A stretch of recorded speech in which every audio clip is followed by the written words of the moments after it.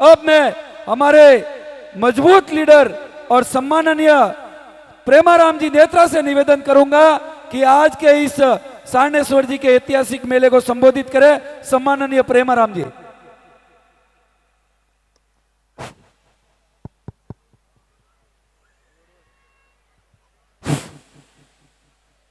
श्री राम। बोलिए सारनेश्वर महादेव की। बराबर आवाज को नहीं आई साहब, आखिरी भाषणी से। बोलिए सर्वनाथ की। बोलिए नवप्रज्ञा देवासी समाज की। बोलिए राज भारती जी महाराज की। साथियों, सारनेश्वर भगवान के चरणों में नमन करते हुए इस ऐतिहासिक मेले में जिन बारड़ परिवार की तरफ से ये मेले का आयोजन किया गया, भाई वनराज जी, फतेह जी बारड़, मुकेश जी, प्रकाश जी बारड़, उनके तमाम परिवार की तरफ से इन्होंने अपने सुकृत के कमाए हुए धन को धार्मिक भावना के रूप में सारनेश्वर भगवान के चरणों में अर्पित करते हुए आप लोगों को यहाँ पर आने का जो न्योता दिया और मेले के अंदर अपना कमाया हुआ धन लगा करके इस देवासी समाज की त्याग तपस्या और हमारे संतों की जो स्थली है और इस ऐतिहासिक महत्व को आगे बढ़ाने के लिए मैं इनका बहुत बहुत धन्यवाद करता हूं। इन पूरे परिवार का, बारड़ परिवार का धन्यवाद करता हूं। धन्यवाद देता हूं नवप्रज्ञा के उस कमेटी का जिन्होंने रात और दिन मेहनत करके इस इतने बड़े ऐतिहासिक मेले का आयोजन किया। उनको बहुत बहुत धन्यवाद।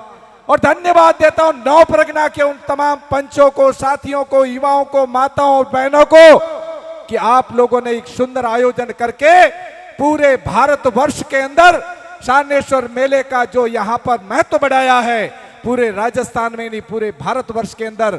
जिस तरह से अन्य समाजों के बड़े बड़े मेले होते हैं, गौतम ऋषि जी का मेला होता है, इसी तरह से देवासी समाज का अगर कोई मेला है तो सारनेश्वर महादेव का मेला है। देवासी समाज के नौजवान साथियों, हम जब छोटे थे, 18-20 वर्ष की उम्र में थे और हम भाषण देते थे, हमको बड़ा गर्व होता था कि 15-20 साल के अंदर ये समाज उस स्टेज के ऊपर जाएगी कि जिसको कोई पहचानता नहीं था। आज से 25-30 साल पहले जो भेड़ बकरियां चरा करके जीवन यापन करते थे, जो पेट में मिर्च रोटी खा करके, पत्थर डाल करके इस देश के लिए अपनी जान न्यौछावर करके पशुधन का व्यवसाय करने वाला देवासी समाज आज रंग बिरंगी पगड़ियों के साथ में, माता बहनों की वेशभूषा के साथ में, सत्य, न्याय, प्रतिष्ठा और सम्मान के रूप में आज छत्तीसी कौम के अंदर जिस तरह से आप लोगों ने पैठ बनाई है, बड़ी अनुकरणीय है साथियों। ये कोई कम बात नहीं है साथियों। लेकिन याद रखना साथियों, इस चीज को ग्रहण लगते भी समय नहीं लगेगा। मैं ज्यादा बात नहीं कहूंगा, आपसे इतना निवेदन करना चाहूंगा नौजवान साथियों कि हमारे बुजुर्गों ने तो अपनी इज्जत, मान, मर्यादा से समझौता नहीं किया और धर्म की ध्वजा को लहराते हुए यहां तक आपको ला करके आपको एक मंच उपलब्ध करवाया, इस संसार का मंच उपलब्ध करवाया, इस संसार में जीना सिखाया, इस संसार के लोगों के साथ में किस तरह से चलना है उस स्टेज पे ला करके आपको खड़ा कर दिया है नौजवान साथियों। लेकिन आप लोगों को क्या करना है? भगवान श्री कृष्ण ने कहा था, संगे शक्ति कलयुगे। अगर इस संसार के अंदर जीना है तो आपके पास में 3 सबसे बड़ी महत्वपूर्ण चीजें हैं और उनके अलावा सारी चीजें गौण हो जाती है। और वो 3 चीजें क्या है? जिस भी समाज ने उन 3 चीजों को ग्रहण कर लिया, जिस समाज ने शिक्षा करना, शिक्षा के अंदर ठान लिया कि हमको पढ़ाई करनी है और आगे बढ़ना है, उस समाज को दुनिया की कोई ताकत पीछे नहीं रख सकती साथियों। और जिस समाज ने संगठन के अंदर रहना जी लिया, जिस समाज ने तय कर लिया कि हम शिक्षा अर्जित करने के बाद में दूसरा पायदान आपका होना चाहिए संगठन। और संगठन कैसा? एक गांव के अंदर 3-3 फंड बना करके जो इस समय जी रहे हो साथियों, उसको छोड़ देना। अगर तुम्हारी वाकई विभूति को आगे बढ़ाना चाहते हो, इस बच्चों को आगे बढ़ाना चाहते हो, देवासी समाज के 4 चांद लगाना चाहते हो, तो ये खटास को मेट देना वो संगठन का काम है। भगवान श्री कृष्ण ने दूसरा संदेश दिया था कि जो संगठन में रहेगा वो इस संसार के अंदर सम्मान पाएगा, वो इस संसार के अंदर धन दौलत पाएगा, वो इस संसार के अंदर इज्जत पाएगा, मान मर्यादा होगी उसकी। लेकिन साथियों अगर संगठन में नहीं रही तो लोग तुम्हें बिखेर देंगे। तीसरा आपके पास में संघर्ष, जिसने शिक्षा ग्रहण कर ली, जो एकता में रह गया, और एकता में रहने के बाद में एकता कैसी, एकता ऐसी होनी चाहिए कहीं पर भी आपकी भाई की तरफ अंगुली उठती है, अत्याचार होता है, आपके अनाचार कोई करता है, उसकी तरफ आपका हाथ बढ़ना चाहिए। हाथ का मतलब आपका संघर्ष बढ़ना चाहिए। जब आप शिक्षित होंगे तो आप जवाब दे सकोगे, आप संगठित रहेंगे। एक बच्ची यहां पर रो रही है, और बच्ची कहां है? वो इधर एक बच्ची रो रही है, अगर किसी की हो तो इसको लेकर के जाना भाई। सवाराम जी आमलिया, सवाराम जी आमलिया, जहां कर भी हो, वो बच्ची यहां पर रो रही है, उसको लेकर के जाए, सवाराम जी आमलिया। तो मैं निवेदन करना चाहता हूं कि संसार के अंदर हमको जीना है, देवासी समाज को जीना है, हर समाज के साथ में मिलजुल करके रहना है, लेकिन एक साथ एक चीज का पूरा ध्यान रखना, कोई भी समाज नहीं चाहेगा कि देवासी समाज आगे बढ़ जाए। 25-30 वर्षों के अंदर आपने जो मुकाम हासिल किया है, आपकी जो प्रगति हुई है, दूध की तरह से आपका जो उफान आया है, प्रगति का जो उफान आया है, लोगों को पच भी नहीं रहा है। साथियों ध्यान कर लेना। और आज से 5 साल पहले मैं आपसे निवेदन करना चाहता हूं, राजनीति के अंदर समाज का अगर पायदान नहीं है, वो समाज जीरो हो जाता है, चाहे कितनी पढ़ाई कर लेना, कितने संगठन में रह जाना, लेकिन राजनीति के अंदर आपकी हिस्सेदारी अगर नहीं है तो आपको कोई पूछने वाला नहीं। पढ़ाई तो कर लोगे, बच्चे नौकरियों में जाएंगे, लेकिन वो अपाहिज होकर के जिएंगे, वो दूसरों की तरफ मुंह ताकेंगे। जब उनकी बदली का समय आएगा वो अपने नेता को ढूंढेगा, लेकिन जब समाज का नेता ही कोई नहीं दिखेगा तो वो किसके सामने जाकर के हाथ फैलाएगा। इसलिए राजनीति की जरूरत है साथियों।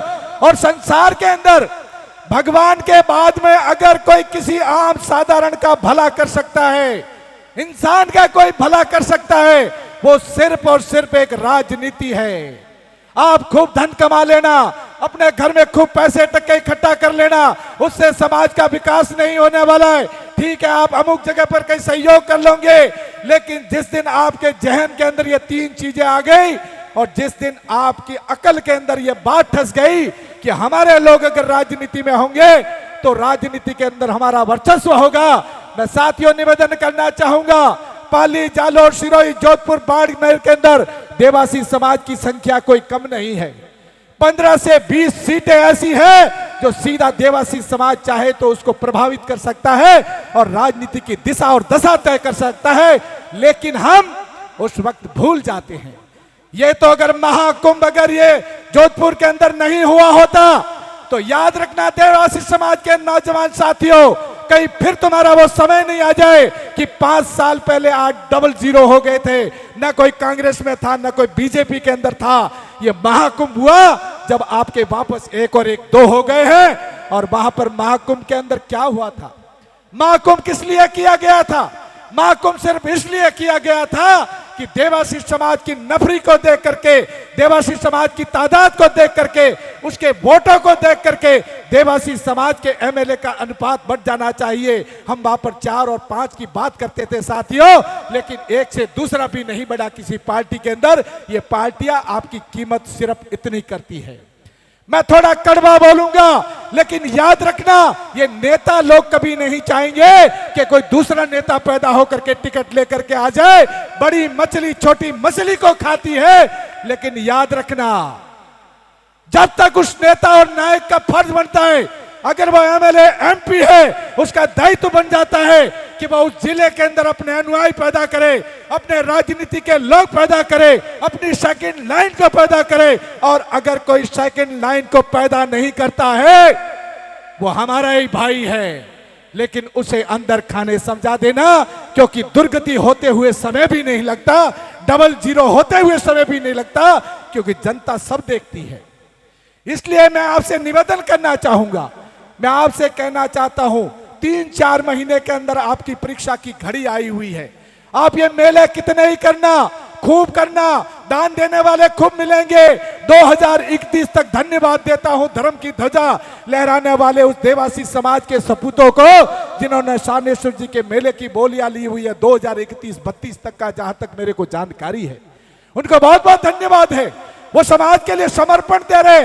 लेकिन युवा साथियों, मैं आपसे निवेदन करना चाहता हूं, देवासी समाज के लोगों, आपसे निवेदन करना चाहता हूं, राजनीति के अंदर अगर आपके लोग नहीं हुए, आपको कोई पूछने वाला नहीं है। कितनी तादाद में आप इकट्ठे हो जाना, लाखों की तादाद में इकट्ठे हो जाना, 4 महीने के अंदर, मैं अंतिम बात आपको चेतावनी दे रहा हूं कि 4 महीने के अंदर आपके समाज की परीक्षा की घड़ी है। जिस अनुपात के अंदर आपका राजनीति में वर्चस्व होना चाहिए, वो वर्चस्व दिखा देना।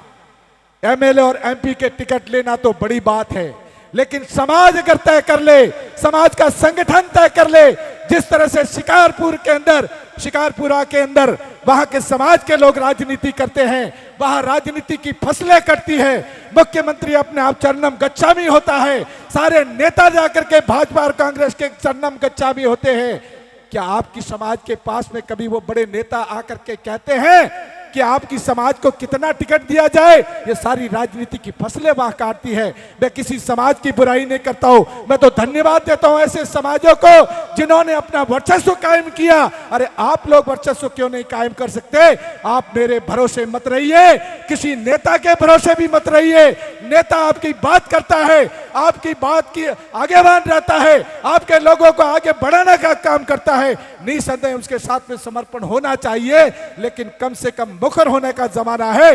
जब तक ये प्रश्न नहीं करोगे कि आप कितने टिकट दिलवाए हमारे लोगों को, राजस्थान के अंदर हमारी जनसंख्या कितनी है, क्यों नहीं पार्टियां एक से दूसरा टिकट, तीसरा, चौथा और 5वां टिकट देती? भाइयों, क्या देवासी समाज के अंदर काबिल लोगों की कमी है?